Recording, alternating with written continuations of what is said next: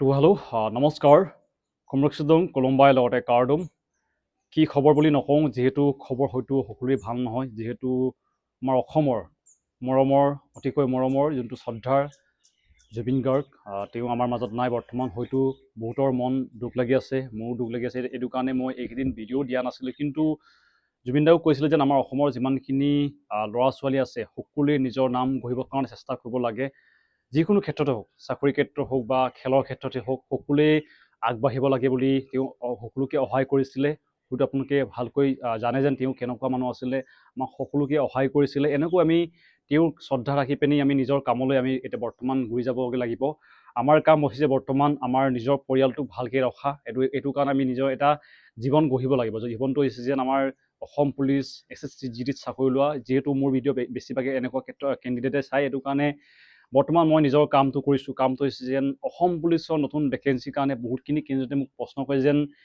Apply যদি নৱেম্বৰ মাহত হয় আমাৰ ইণ্টাৰভিউটো কেতিয়া হ'বগৈ এইবছৰ হোৱা চান্স আছেনে লগতে SSC GD ইণ্টাৰভিউ আকৌ হ'বগৈ নতুনকৈ এপ্লাই হ'ব 25 অক্টোবৰ তাৰিখৰ পৰা তাৰ বিষয়ে অলপ কৈ দিব লগতে অসম পুলিচত কি বিভাগত ভেকেঞ্চি খালী আছে কি আহিব পাৰে লগতে ফৰেষ্টৰ ভেকেঞ্চিৰ বিষয়ে সুধি থাকে সেইবিলাকৰ বিষয়ে ক'ব চেষ্টা কৰিম তো বলক আজি ভিডিঅ' বিনা দেৰি নোহোৱাকৈ আৰম্ভ কৰোঁ প্ৰথমতে বৰ্তমান যিমানখিনি অসম পুলিচ লগতে ফৰেষ্টৰ AP আৰু SDR ভেকেঞ্চিৰ কাৰণে অপেক্ষা কৰি আছে তোমালোকক ক'ম যেন তোমালোকে বৰ্তমান ৰানিং কৰা লগতে তোমালোকৰ কামটো হৈছে পঢ়িব যোৱা যিহেতু বহুতখিনি আপোনালোকে নিজৰ ফিল্ডত দেখে যেন আমাৰ নিচিনা কেণ্ডিডেট আপোনালোকে দেখে যেন যোনে আগৰ পৰা দি আছে তেওঁলোকে ৰানিঙত ভাল কিন্তু তেওঁলোকৰ বেয়া হয়গৈ পঢ়াত এইটো মই নকওঁ যে তেওঁলোকে পঢ়া শুনাত ভালকৈ গুৰুত্ব নিদিয়ে তেওঁলোকে নপঢ়েগৈ এইটো ক'ব যোৱা নাই বহুতখিনি কেণ্ডিডেটৰ টাইম নাপায়গৈ মানে তেওঁলোকৰ কিছুমানে ৰাতিপুৱা ৰানিং কৰে পিছবেলা গোটেই দিনটো তেওঁলোকে কামলৈ যাবলগীয়া হয় এইটো কাৰণে বহুতেই তেওঁলোকে নিজৰ কামলৈ গুচি যোৱাৰ কাৰণে পঢ়িবলৈ টাইম নাপায়গৈ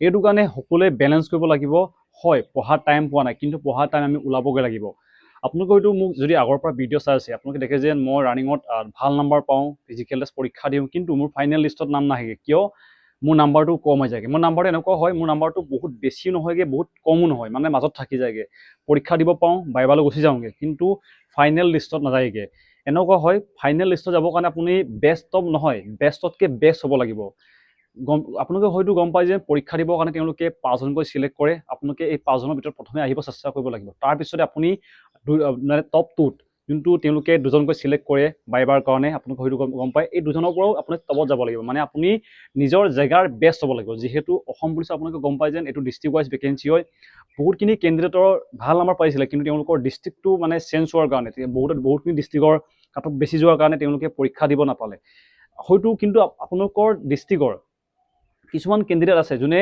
কাট অফটো বেছি যোৱাৰ পিছতো তেওঁলোকে পৰীক্ষা দিব পাৰিছে কাৰণ তেওঁলোকৰ নাম্বাৰটো বেষ্ট এইটো কাৰণে কৈছোঁ আপোনালোকৰ নিজৰ জেগাৰ বেষ্ট হ'ব লাগিব যিহেতু আপোনালোকে গম পাই যেন এইটো ডিষ্ট্ৰিক্ট ৱাইজ ভেকেঞ্চি হয় কিন্তু ফৰেষ্টৰ ভেকেঞ্চি এনেকুৱা নহয় ফৰেষ্টত আপোনালোকৰ হয়গৈ যেন এইটো ষ্টেট ৱাইজ মানে সকলো অল অসমৰ কেণ্ডিডেটৰ এটাই কাট অফ যাব কিন্তু ইয়াতে অলপ অসুবিধা হৈ যায়গৈ অসুবিধা হোৱাৰ কাৰণটো এনেকুৱা হয় কিছুমান ডিষ্ট্ৰিক্টৰ মানে যেনেকৈ মই বগৰী জেগা কৈছোঁ বা বেলেগ ডিষ্ট্ৰিক্টৰ কৈছোঁ যোৰহাটৰ কৈছোঁ তেওঁলোকৰ 200 মিটাৰ ট্ৰেক হয় 200 মিটাৰ ট্ৰেক লগতে 400 মিটাৰ ট্ৰেকটো বহুত ডিফাৰেঞ্চ হয় যদি আপোনালোকে 400 মিটাৰ ট্ৰেকত আপোনাৰ ৰানিঙৰ টাইমিং 12 মিনিট লাগি আছে আপোনাৰ 200 মিটাৰত তাতকৈ বেছি লাগি যায় যিহেতু পাকটো বেছি ঘূৰিবলগীয়া হয় এইবাৰ আপোনালোকে হয়তো গম পাই যেন SSC GDত কিমানখিনি কেণ্ডিডেট ফেল হৈছে আগতে ইমানখিনি কেণ্ডিডেটে ফেল কৰা নাছিলে কিন্তু এইবাৰ তেওঁলোকে লগালে RFID মানে যোনটো আপোনালোকৰ টাইমিংটো ওলাইছে এইবাৰ ছেকেণ্ডৰ কাৰণে গুচি গৈছে বহুতখিনি কেণ্ডিডেটে কয় যেন ছেকেণ্ডত কি হয় ছেকেণ্ডত আপুনি ফেল হ'ব পাৰে ছেকেণ্ডত আপুনি পাছ হ'ব পাৰে এইবাৰ হয়তো দেখিছে যেন অসম পুলিচ কৈছোঁ যোনটো পৰীক্ষা হৈছিলে তাতে পইণ্টৰ কাৰণে বাইবা দিব নাপালে বহুতখিনি কেণ্ডিডেটে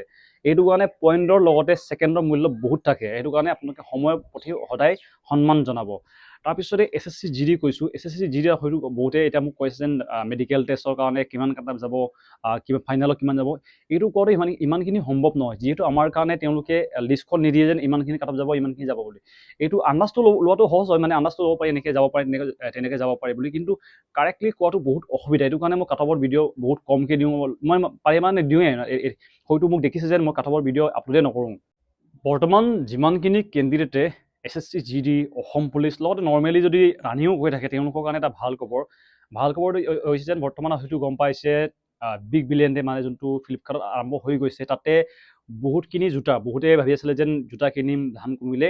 এতিয়া বৰ্তমান দাম কমি গৈছে। যোনটো জোতাৰ দাম আগতে 1500-1600 আছিলে, এতিয়া বৰ্তমান এইটো মাত্ৰ 1900 আহি গৈছে, মানে প্ৰায় 400-500 কমি গৈছে। গৈ পিনি চেকআউট কৰক, সকলো মই লিংক ডিছক্ৰিপশ্যনত দিয়া আছে, গৈ পিনি চেকআউট কৰি কিনিব পাৰিব।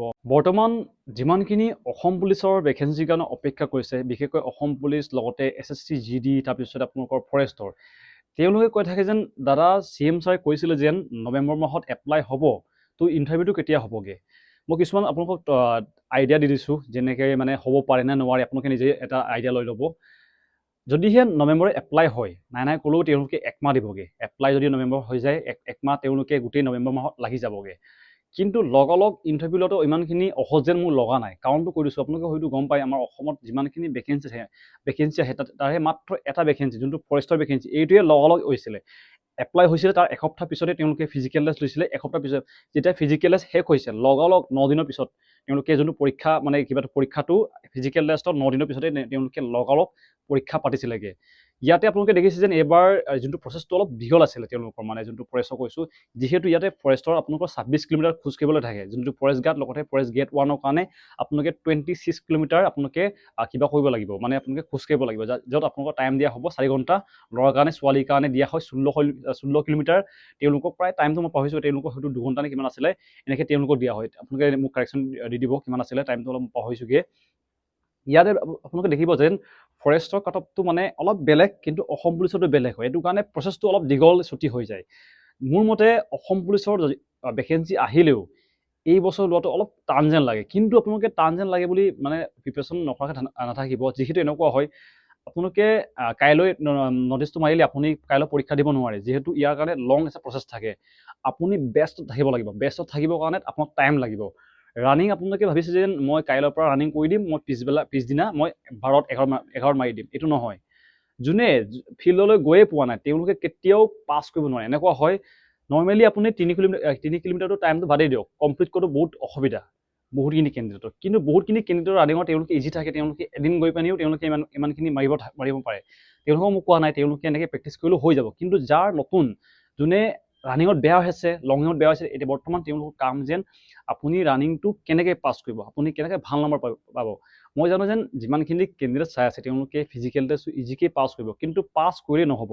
আপুনি বেষ্টত থাকিব লাগিব, আপুনি পৰীক্ষা দিব পাব লাগিব, আপুনি ফাইনেল লিষ্টত যাব লাগিব। এইটো কাৰণে আপুনি যিমানখিনি নৰ্মেল কেণ্ডিডেটে প্ৰেক্টিচ চলাই আছে, তাতকৈ হাৰ্ড প্ৰেক্টিচ কৰিব লাগিব। এইটো কৈছোঁ যেন অলপ টান যেন লাগে, যিহেতু 2026 চনত ইলেকশ্যন আছে। ইলেকশ্যনৰ আগতে আপোনালোকে হয়তো গম পাই যে MMC লাগে, যোনটো মডেল কোড অফ কণ্ডাক্ট বুলি কোৱা হয়। এইটো প্ৰায় 1-2 মাহ আগতে লাগি যায়। এইটো লাগি গ'লে যিকোনো ইণ্টাৰভিউ ল'ব নোৱাৰে, যে এনেকৈ এডভাৰটাইজো আহিব নোৱাৰে।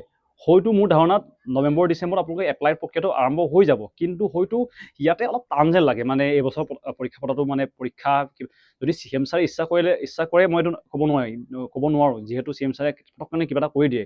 এনেকৈ কৰিলে কোৱাটো ইমানখিনি সম্ভৱ নহ'ব, কিন্তু অলপ টান যেন লাগে। এইটোৱে মই কৈছোঁ। যিমানখিনি আপোনালোকে মোক প্ৰশ্ন কৰিছিলে যেন এইবছৰ হ'ব পাৰে নে নোৱাৰে, মোৰ মতে অলপ টান যেন লাগে। কিন্তু যদি তেওঁ ইচ্ছা কৰে, হয়তো নিশ্চয় পাতিব পাৰে। কিন্তু যোনটো SSC GD, এইটো ফিক্স হয়। পৰীক্ষা কেতিয়া হ'ব, এপ্লাই কেতিয়া হ'ব, এইবিলাক ফিক্স থাকে তেওঁলোকৰ কোৱা অনুসৰি আপোনালোকৰ এপ্লাই হ'ব 25 অক্টোবৰ তাৰিখে। লগতে আপোনালোকৰ পৰীক্ষাটো প্ৰায় তেওঁলোকে জানুৱাৰী-ফেব্ৰুৱাৰীত তেওঁলোকে মানে পৰীক্ষাটো পাতিব। এইটো কাৰণে বৰ্তমান ভালকৈ প্ৰিপেৰেশ্যন কৰি থাকক।